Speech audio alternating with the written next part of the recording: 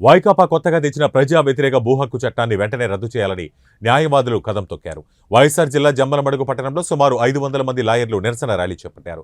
జమ్మలమడుగు, ప్రొద్దుటూరు, కమలాపురం, మైదుకూరు నుంచి bar association సభ్యులు ఈ కార్యక్రమంలో పాల్గొన్నారు. Jammalamadugu junior civil judge court ఆవరణ నుంచి ప్రొద్దుటూరు రోడ్డు మీదుగా గాంధీ కూడలి మీదుగా ఆర్టీఓ కార్యాలయానికి చేరుకున్నారు.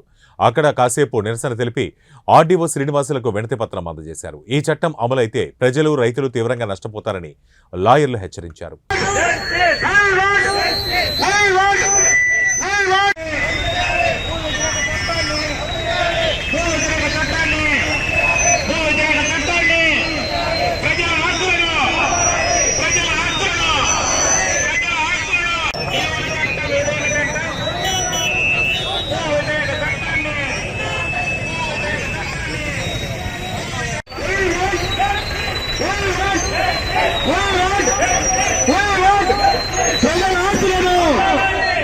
రాజకీయ నాయకులు కానీ మరో రూపంలో కానీ అదేవిధంగా ప్రజలకు న్యాయం అందాల్సిన పరిస్థితులలో అందకుండా ఆలస్యం కావడము లేదా మరో కారణంతో నష్టం జరగడం సందర్భాలున్నాయి.